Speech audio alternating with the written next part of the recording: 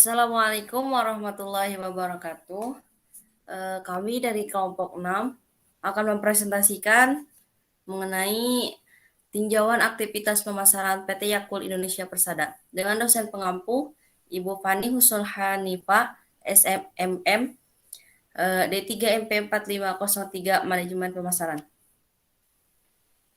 Dengan kelompok Ketua Kelompok Rija Sauki Mutaki dengan NIM 670421003636 dengan anggota kelompok Diandra Hudri Ruswan NIM 6704210121 Dede Ilma Rohmawati 6704213019 Ripka Ruth Nirwana Sinaga 6704230075 dan terakhir Hasna Lutfiah 6704213127. Baiklah, langsung saja untuk materi yang pertama ada Riza Sauki. Kepadanya saya persilakan. Ya, yang pertama saya sampaikan itu pendahuluan. Yakult Indonesia dengan nama perusahaan PT Yakult Indonesia Persada merupakan sebuah perusahaan yang bergerak dalam bidang produsen minuman probiotik. Perusahaan ini didirikan pada tanggal 2 Februari 1990 yang merupakan usaha patungan yang status penanaman modal asing pada PT Perkasa Simpati Persada dan Yakult Honsa Co. Ltd. Secara komersial, Yakult mulai diproduksi pada tanggal 1 Januari 1991 di pabrik di Jalan Ltd dan Yakult Management Service Co. Ltd. di Jepang. Dalam sejarahnya, pada tahun 1930, Dr. Minoru Shirota, seorang dokter lulusan Kyoto Imperial University, Jepang, berhasil menemukan bakteri asam laktat yang bermanfaat untuk menekankan pertumbuhan bakteri, merugikan yang hidup di dalam usus manusia. Bakteri ini kemudian dinamakan Lactobacillus casei strain Shirota. Pabrik Yakult menggunakan mesin otomatis dan mesin tertutup, yang merupakan standar bagi seluruh pabrik Yakult di penjuru dunia. Dan seluruh pelengkapan produksi kami menggunakan bahan stainless steel terbaik yang berkualitas. Visi, misi, dan logo perusahaan. Visi, mengeksplorasi kemungkinan pemanfaatan bakteri berguna untuk meningkatkan kesehatan manusia. Misi, sebagai pelopor prebiotik minuman Yakult yang sehat yang membantu dalam menjaga usus. Berikut logo Yakult. Lokasi objek observasi dan website perusahaan. Lokasinya yaitu kita tidak melakukan observasi ke lapangan, kita melakukan pengambilan data melalui internet. Sumber data diperoleh dari internet, tidak dilakukan observasi lapangan. Berikut website resmi dari Yakult. Aktivitas manajemen pemasaran perusahaan, yaitu ada segmenting, targeting, positioning. Analisis. Yang pertama, analisis segmenting. Terdapat 4 variabel dalam segmenting pasar, yaitu segmenting geografik. Produk Yakult lebih banyak dipasarkan di daerah kota besar yang berada di seluruh Indonesia. Yang kedua, segmentasi demografik. Produk Yakult ini cocok dikonsumsi oleh semua kalangan, yaitu anak-anak, remaja, ataupun orang tua segala umur, dan cocok untuk jenis kelamin laki-laki atau maupun perempuan.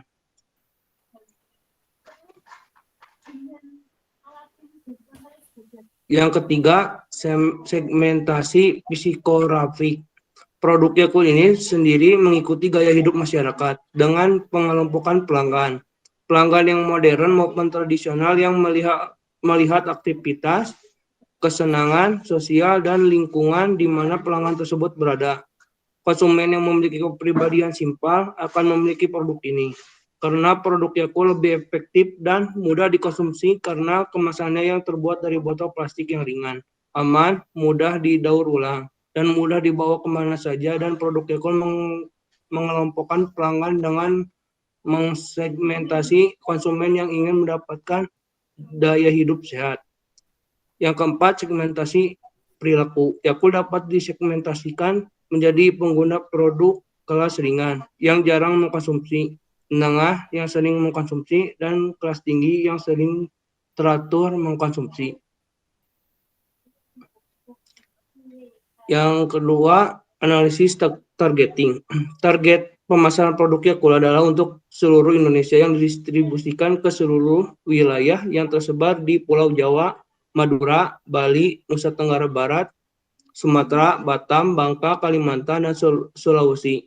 Untuk menjamin ketersediaan Yakult baik di supermarket, minimarket, toko, kantin, dan gerai, Yakult menerapkan sistem distribusi direct sales, penjualan langsung, yang mengantarkan Yakult dengan kendaraan khusus berpendingin, dan Yakult Lady yang mengantarkan Yakult langsung ke tangan pelanggan. Para Yakult Lady juga melakukan komunikasi dan memberikan informasi kesehatan pada pelanggan sehingga Yakult Lady disebut pula sebagai pusat informasi berjalan. Yang ketiga, Yakult adalah salah satu market leader. Dapat dilihat dari penguasaan pasar Yakult yang memposisikan produknya, sehingga minuman dari fermentasi susu yang mengandung Lactobacillus casei shirota strain yang dapat mencapai usus dalam keadaan hidup. Dan salah satu target pemasaran Yakult dalam mempromosikan produknya yaitu dengan menciptakan gerakan cintai ususmu, minum Yakult setiap hari. Karena dengan minum Yakult 1 botol sehari di mana terdapat lebih dari 6,5 miliar bakteri Lactobacillus casei shirota strain yang jumlahnya cukup untuk menjaga kesehatan usus. Dengan demikian, konsumen memiliki pemikiran bahwa untuk menjaga kesehatan usus, mereka harus mengkonsumsi Yakult setiap hari. Positioning sebuah merek akan lebih kuat dan efektif jika produk tersebut merupakan produk pelopor di bidang industrinya, seperti Yakult di bidang minuman kesehatan usus. Selanjutnya akan disampaikan oleh Deilma. Baik, terima kasih kepada Ria. Untuk selanjutnya ada strategi produk yang akan dijelaskan oleh saya. Untuk strategi produk, yang pertama ada jenis produk yang dihasilkan oleh perusahaan dan spesifikasinya.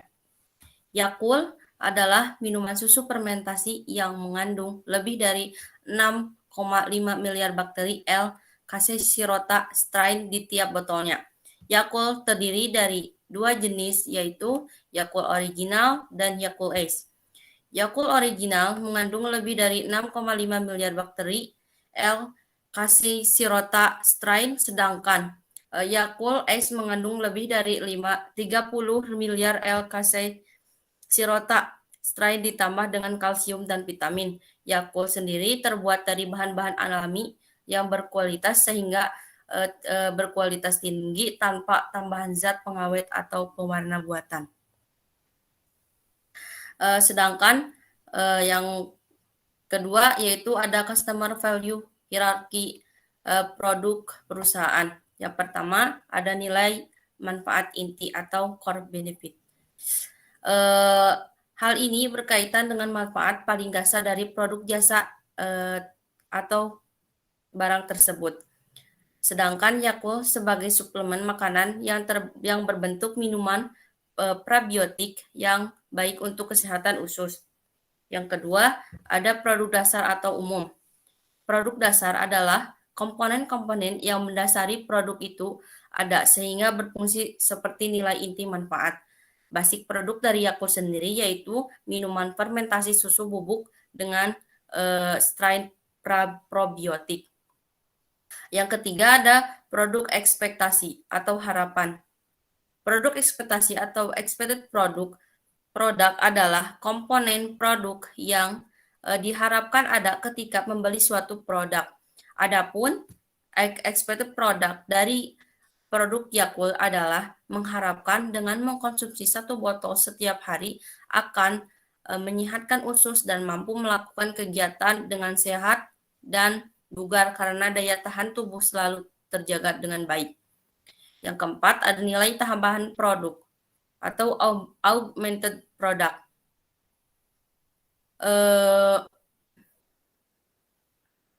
Nilai tambahan produk adalah nilai yang menjadikan berbeda daripada kompetitor seperti pelayan dan garansi. Adapun augmented product yaitu Yakult mengandung bakteri baik, kemasan yang kecil, yaitu Yakult dimaksudkan untuk dikonsumsi dan tidak untuk disimpan dalam jangka waktu lama. Yang ketiga, klasifikasi produk yang dihasilkan oleh perusahaan. Yang pertama, klasifikasi berdasarkan daya tahan dan keberwujudannya. Yakult sendiri termasuk barang yang tidak tahan lama. Yang kedua, klasifikasi berdasarkan siapa konsumennya dan untuk apa produk tersebut. Untuk produk Yakult termasuk barang konsumen dan produk convenience dikarenakan produk tersebut dijual karena umum dan selalu diproduksi secara massal untuk masyarakat. Yang terakhir, karena Yakult termasuk barang konsumen, Yakult juga termasuk kategori barang konsumen impulse goods, barang atau barang yang dibeli tanpa perencanaan. Yang keempat, ada bauran produk perusahaan. Lebar bauran produk dan panjang lini produk untuk PT Yakult Indonesia Persada yaitu Yakult yaitu hanya memiliki satu jenis saja produknya yaitu hanya Yakult, dan panjang lini produknya ada dua macam yaitu Yakult Original dan Yakult Ice.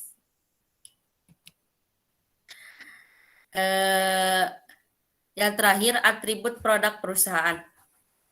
Yang pertama ada merek, yaitu merek sendiri Yakult, PT Yakult Indonesia Persada. Yang kedua ada kemasan, sedangkan ada kemasan tersebut memiliki manfaat komunikasi, kemasan kecil yang siap diminum. Yang kedua ada manfaat fungsional, yaitu melindungi dari debu bakteri, mencegah kerusakan, dan mengawetkan produk. Dan ketiga ada manfaat perseptual, yaitu kemasan yang berwarna merah dan bersih memberikan persepsi minuman sehat dan segar.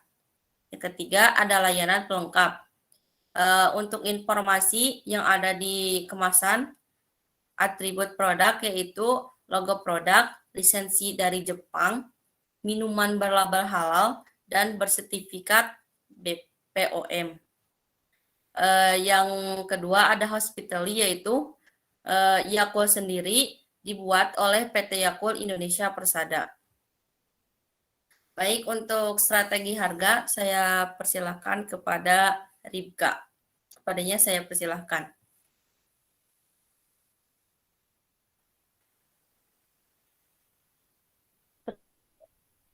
Strategi harga.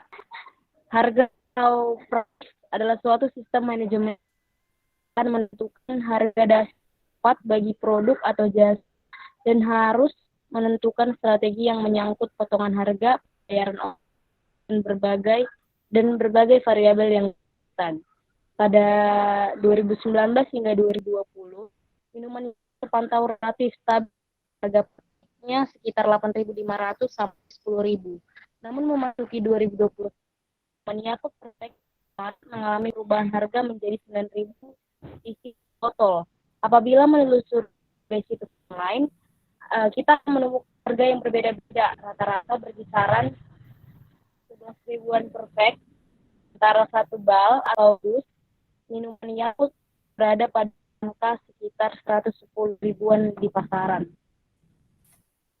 Selanjutnya, langkah-langkah penetapan harga yang dilakukan oleh perusahaan. Yang pertama itu memilih tujuan penetapan harga produk. Mula-mula perusahaan Yakult di mana perusahaan ingin memposisikan penetapan harganya semakin jelas, tujuan perusahaan semakin mudah, perusahaan menetapkan harganya. Yang pertama, kemampuan bertahan. Perusahaan Yakult mengejar kemampuan bertahan selain menambah produksi. Yakult Indonesia akan memperketat distribusi. Perusahaan tersebut ingin memiliki total 83 sampai 84 kantor cabang. Catatan saat ini ada 70 kantor cabang Yakult Indonesia di seluruh Indonesia. Yang selanjutnya laba maksimum. Perusahaan tersebut memperkirakan gross profit margin PT Yakult tahun 2015 sebesar 55%. Selanjutnya pangsa pasar maksimum. Pangsa pasar Yakult di Indonesia sudah mencapai 8%, hanya sedikit perusahaan yang memproduksi minuman sejenis. Yakult merupakan perusahaan Jepang yang sudah ada di 33 negara termasuk di Indonesia. Yang selanjutnya menguasai pasar secara maksimum.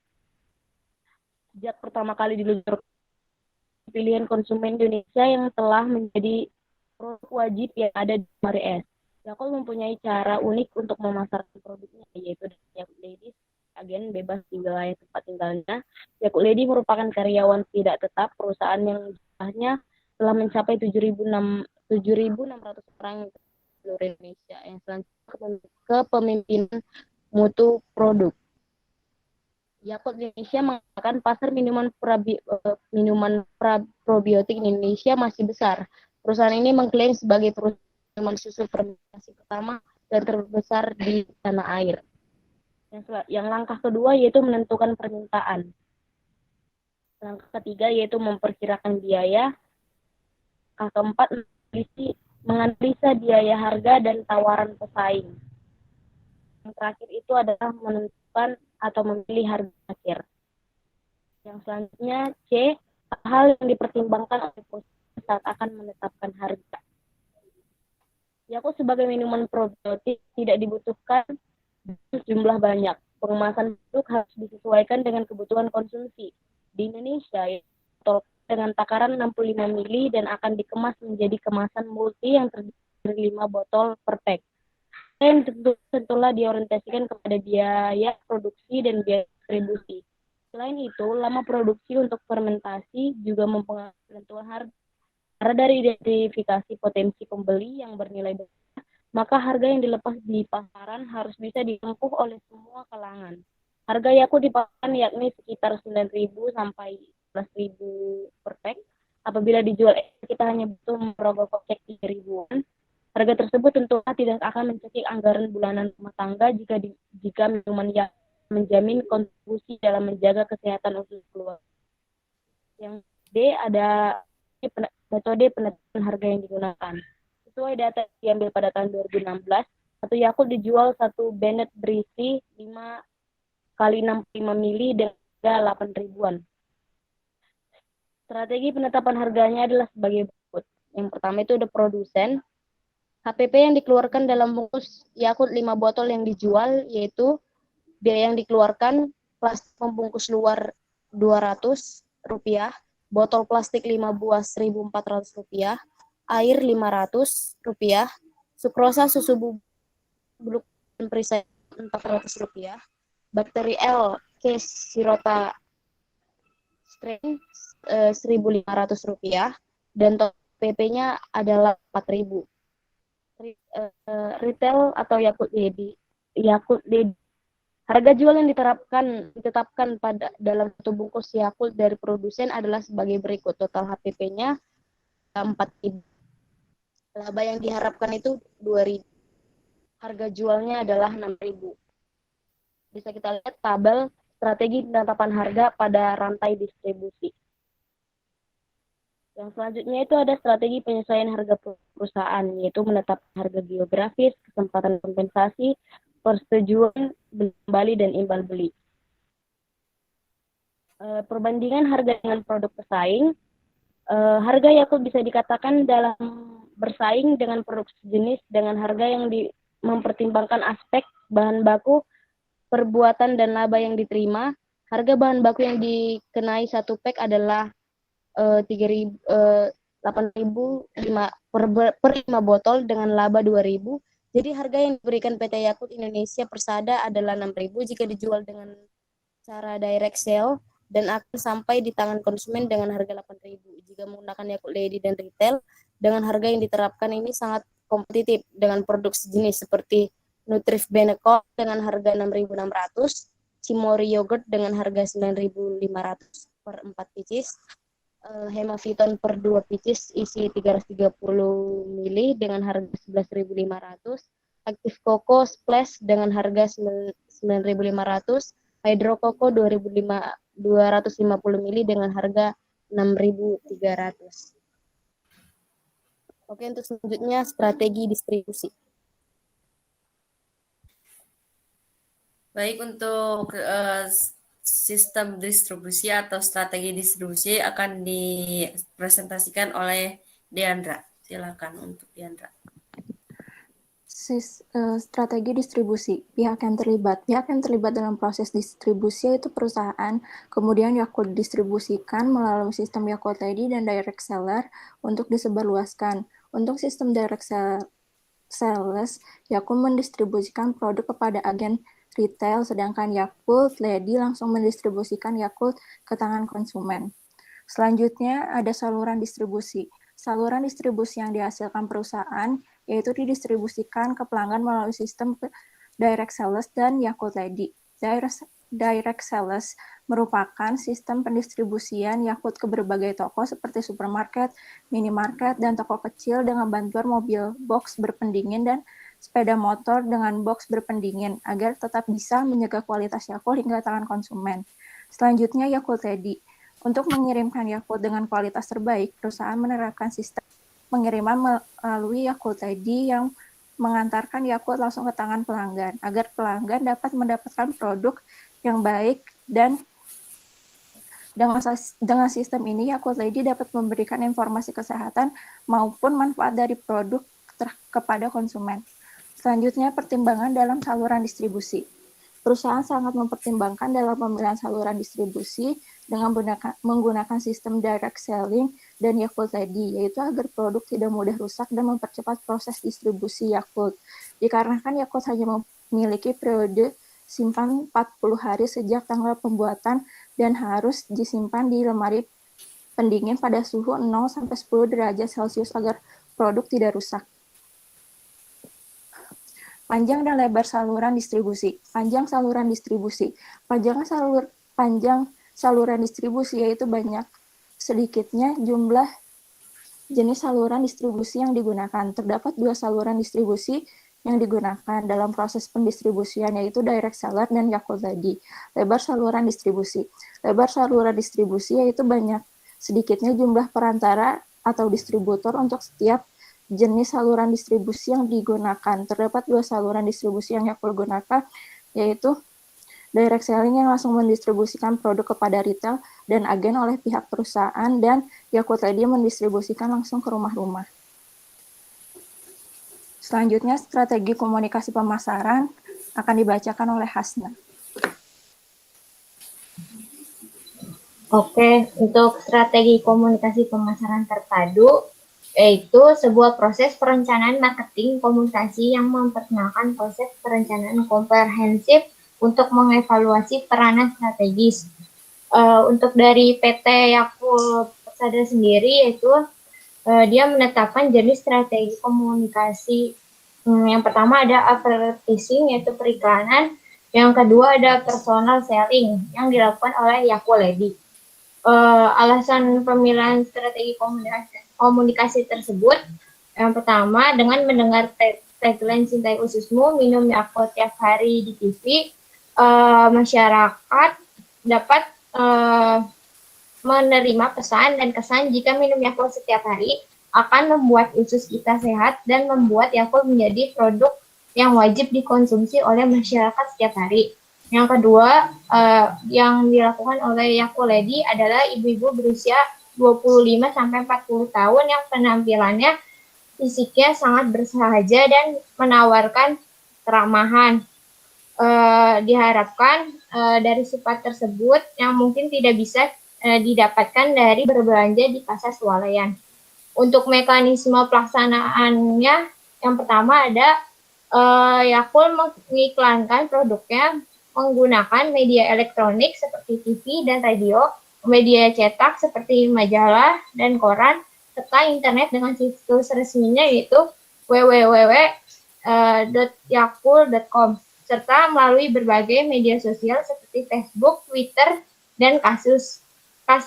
Namun masyarakat paling mengingat produk Yakult berkat tagline iklannya. Yang kedua, mekanisme Yakult Lady sendiri. Yakult Lady sendiri ini merupakan proses komunikasi saling memberikan umpan balik dengan segera, nyata, dan berkesinambungan. Kemudian hasil dari komunikasi tersebut menghasilkan efek yang membuat konsumen ingin membeli produk Yakult, dalam melakukan kegiatan komunikasi antar pribadi dengan konsumen, Yakult Lady sendiri menyisipkan pesan-pesan promosi yang sesuai dengan pekerjaannya, yaitu pesan-pesannya dilakukan dalam bentuk pemberian informasi, membujuk sasaran pelanggan, dan memberikan harga Yakult yang lebih murah dibandingkan dengan harga di warung maupun supermarket. Selanjutnya, dampak dari strategi komunikasi tersebut, yang pertama dengan tagline "Cintai Ususmu" tersebut, Yakult memberikan pesan bahwa usus adalah organ tubuh yang penting agar tubuh menjadi bugar, kuat, dan tegar. Jika usus kita baik, maka kita pun bisa hidup dengan baik pula. Selain itu, Yakult melakukan promosi personal selling dengan menggunakan Lady Yakult. Diharapkan dengan menggunakan strategi tersebut membujuk sasaran pelanggan dan memberikan harga Yakult yang lebih murah dibandingkan dengan harga di warung maupun supermarket, sehingga masyarakat akan membeli Yakult untuk kesehatan tubuhnya. Selanjutnya, kesimpulan dan saran akan dibacakan oleh Dede Ilma. Baik, untuk kesimpulan sendiri, yaitu Yakult mempunyai tagline "Cintai ususmu, minum Yakult tiap hari". Ketika masyarakat mendengar tagline tersebut, langsung memberikan masyarakat pesan dan kesan jika meminum Yakult setiap hari akan membuat usus kita sehat dan membuat Yakult menjadi produk yang wajib dikonsumsi oleh masyarakat setiap hari. Saluran distribusi dilakukan melalui retail. Yang pertama dimulai dari ruang pendingin tersebut. Selanjutnya Yakult siap didistribusikan ke pelanggan melalui sistem penjualan langsung atau direct sales untuk dikirim ke toko-toko dan supermarket, maupun melalui sistem penjualan oleh ibu-ibu atau Lady Yakult untuk dikirim ke rumah-rumah setiap hari. Sistem direct sale. Sistem ini digunakan untuk mendistribusikan Yakult ke mitra toko-toko, supermarket, koperasi, kantin-kantin, dan lain-lain. Tahun 2021, minuman Yakult per pack di Indomaret mengalami perubahan harga menjadi 9.000 isi 5 botol, rata-rata berkisar 11 ribuan per pack, sementara 1 bal atau per dus minuman Yakult masih berada pada angka 110 ribuan di pasaran. Untuk saran-saran saya alihkan kepada Riza.